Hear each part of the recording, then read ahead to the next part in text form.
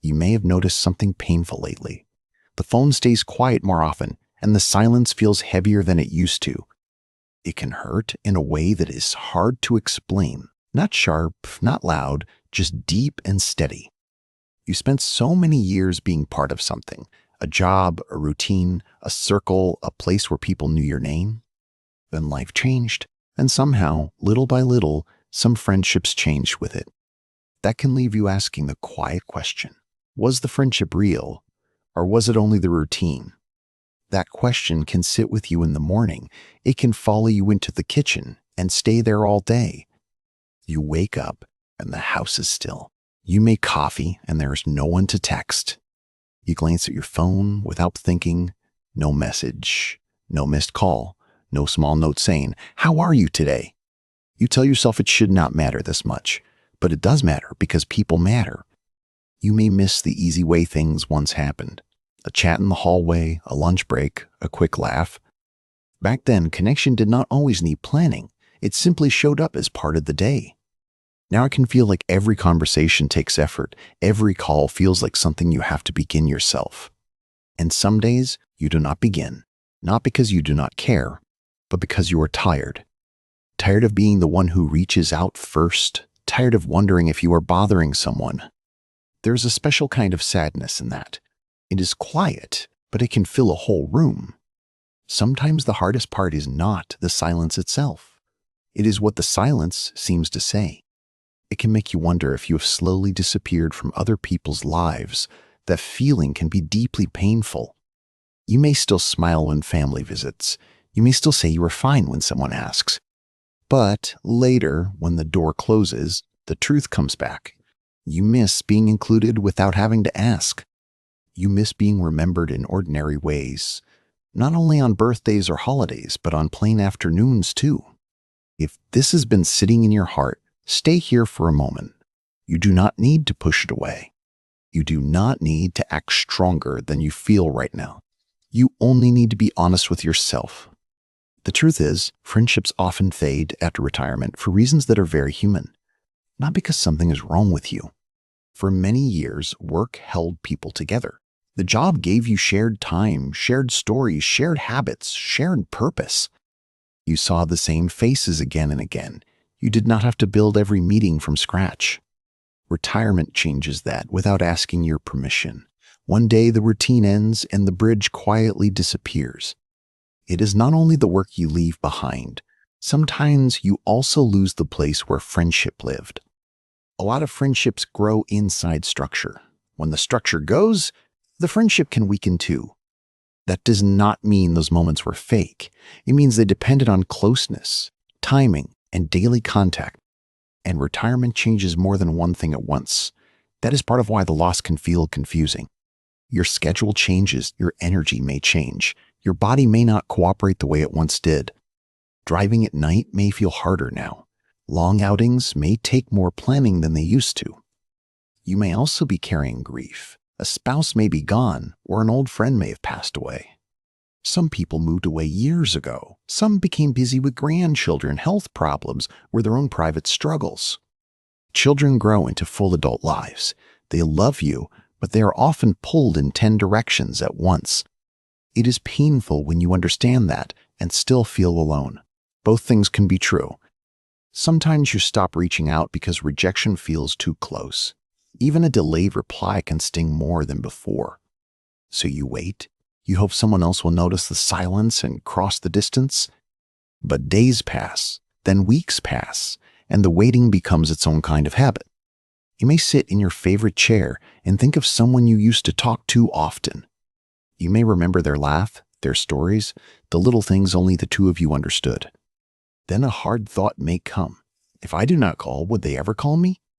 That thought can make your chest feel heavy. It can make the afternoon seem longer than it is. You may want to send a message, then stop. You may pick up the phone, then set it down. Not because you do not want connection, because your heart is trying to protect itself from more disappointment. There is nothing foolish about that.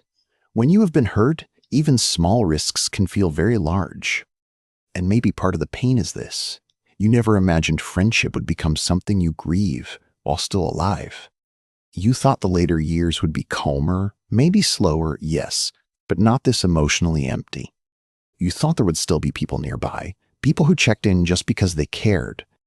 So when that does not happen, it cuts deeper than most talk about. It can make you feel forgotten. If you know that feeling, take a slow breath here. You're not being too sensitive. You are responding to loss, and loss is not always loud enough for other people to see. Sometimes the world notices big events, retirement parties, family photos, special dates, big announcements. But it often misses the small disappearances, the calls that stop, the invitations that no longer come.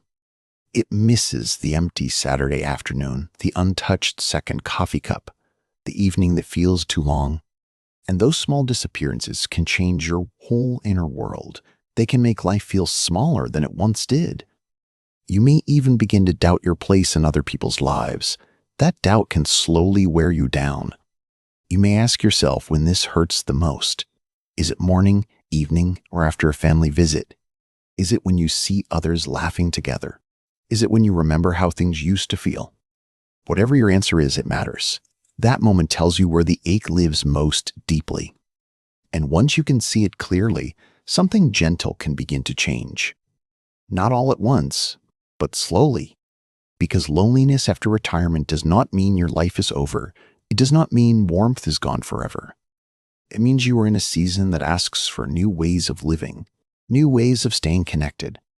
That is hard, especially when you did not choose the changes. But hard does not mean hopeless. There is still room for closeness. There's still room for peace, meaning, and small good moments. The first gentle step is to name what you feel honestly. Say it plainly to yourself. You might say, I feel lonely lately, or I miss being part of someone's regular day. Simple words can bring relief. They stop the pain from floating around without a name. When a feeling has a name, it becomes easier to hold, easier to understand, easier to answer with care. The second step is very small, and that matters. Choose one person, not 5. Think of someone who once felt safe, someone whose name still brings a little warmth to your heart. You do not need a perfect speech. A short message is enough. Thinking of you today can be enough. If making contact feels too hard at first, write the message and wait. You can send it later. Even that small act can help. It reminds your heart that connection is still possible. The third step is to build one steady point in your week. Something simple, something repeatable, something yours. It could be coffee on the porch each morning, a short walk, a call every Tuesday. It could be visiting the same library, church group, diner, or community room once a week. Small routines do more than fill time. They give shape to days that might otherwise blur together. And sometimes routine invites connection in a quiet way. Familiar places make familiar faces possible. The fourth step is to notice your hardest hours. Everyone has certain times when loneliness feels stronger. For some, it is late afternoon. For others, it is evening when the light begins to fade. It may be Sunday morning.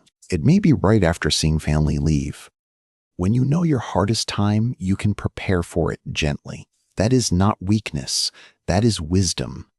You can plan a kind voice for that hour, a favorite song, a phone call, a walk, a simple task. You can keep a small list nearby. 3 things that bring comfort when your heart starts sinking. The fifth step may be the most important. Protect your sense of worth from a silence around you. Silence can lie to you. It can whisper that you no longer matter, that you are easy to forget. But silence is not proof of your value. It is only silence. Your worth did not end with your job. It did not shrink because fewer people call. Your life still carries weight. Your memories matter. Your care matters. Your presence matters more than you know. You have lived through years that shaped you. You have loved, worked, lost, adapted, endured, and kept going. That kind of life does not become small because the room is quiet. It remains real and meaningful.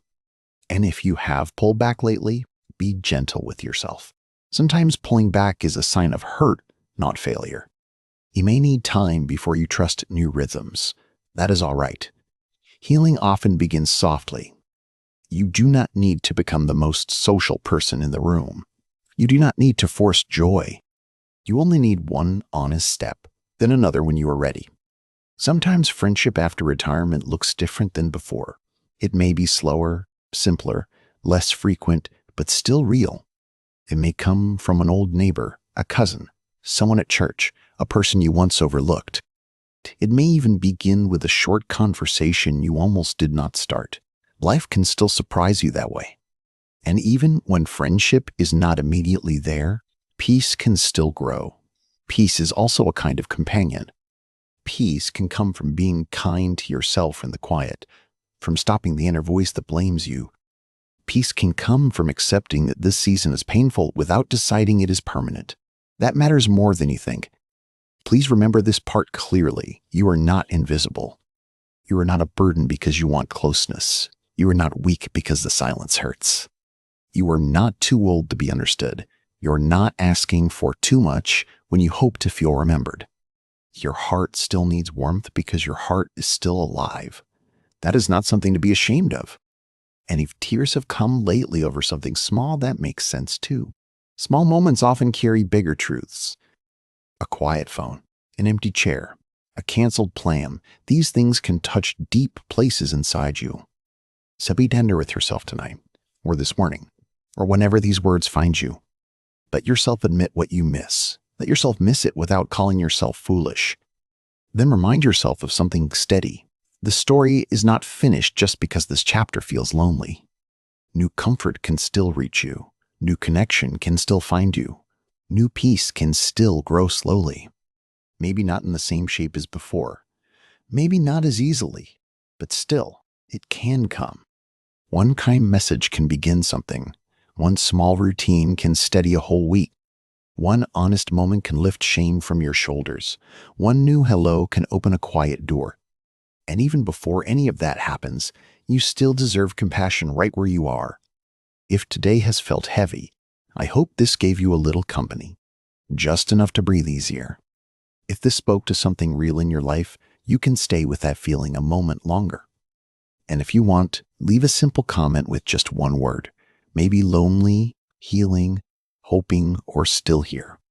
You can also like this video or subscribe if you would like more quiet, honest talks like this. For now, take care of your heart. You still matter, and your life is still full of meaning.